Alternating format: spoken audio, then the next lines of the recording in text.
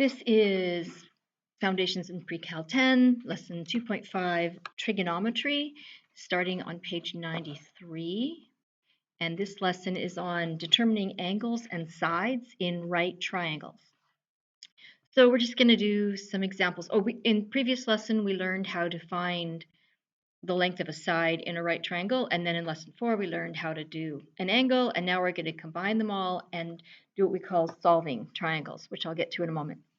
So this section, we're just going to find the measure of x, whatever x is, to the nearest whole number. Okay. So in this first triangle, there's my angle of interest. There's H, O, and A. And then I go tan theta, because I've got O and A circled. Tan theta is opposite over adjacent.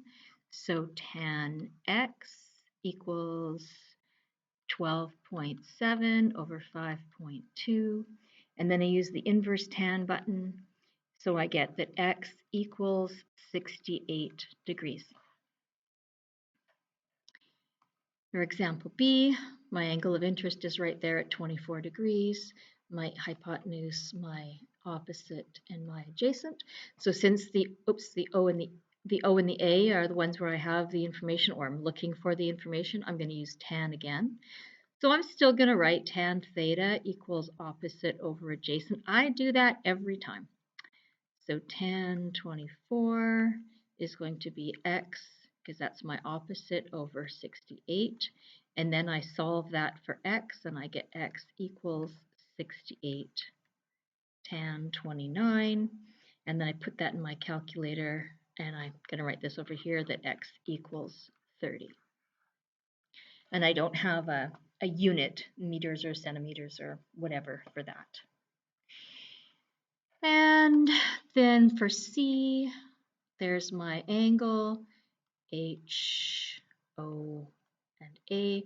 Since I've got OH, this is going to be sine. So I have sine theta is opposite over hypotenuse. Sine of 69 is going to be 126 over my hypotenuse. So H is going to be 126 over sine 69.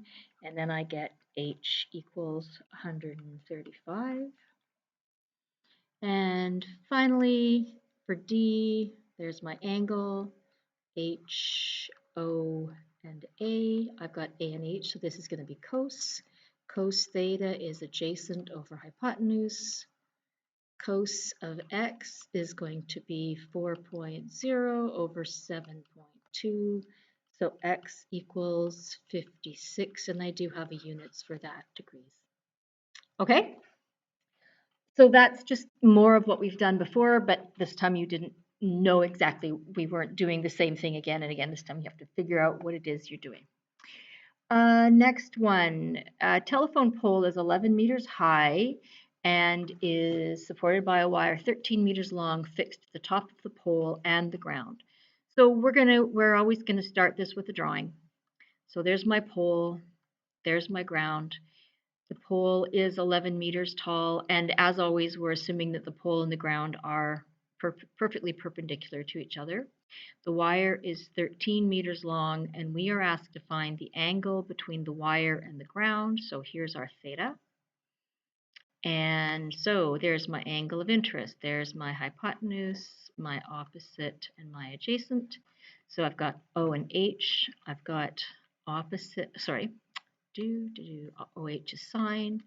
So sine theta is opposite over hypotenuse. Sine of theta, because that's what we're looking for, is going to be 11 over 13, which means that theta is 58 degrees. And then calculate to the nearest 0.1 meter, which is a good clue for me to go up actually and make sure that this was to the nearest degree, which it was. The distance between the point where the wire is fixed to the ground and the foot of the pole. So this time we're looking for the adjacent, but I'm going to label it something else. Let's label this G for ground. That's the ground distance. Okay, So using Pythagoras, since I have 13 and 11, I'm going to get that g squared plus 11 squared equals 13 squared. So g squared plus 121 equals 169. So g squared equals 48. So g equals the square root of 48, which is approximately 6.9 meters when done to one decimal place. Using trigonometry, I can do that doing, then now I've got the adjacent, and then I can use either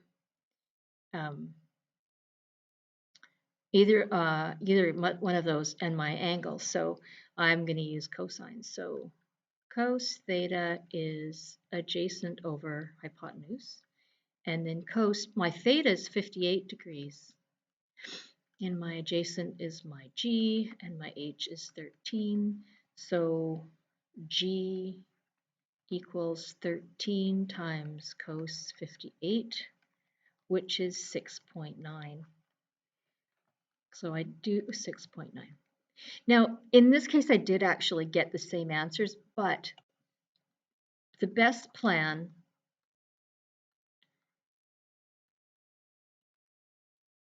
is always use original numbers.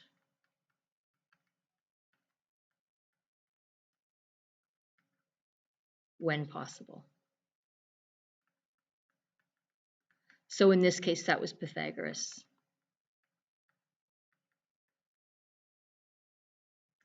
And then it's a good idea to check the other way. Use the other calculations to check. Okay, but if I had made a mistake calculating my degrees, or sometimes just the rounding error will get you. So I would never do this calculation using the 58 degrees. I would have used the whole number that I've written out here, which I didn't do this time, but I normally would. And yeah, so just keep that in mind. You're always better off using your original data. Okay, so we got 6.9 meters either way. Does that number make sense? Yeah. If it's 58 degrees, I didn't draw a great drawing of 58 degrees. It should have been a little shorter here if I was going to make it 58 degrees. So the 6.9 meters would make sense. Okay, that's the end of the first lesson. Go do the practice work. Bye.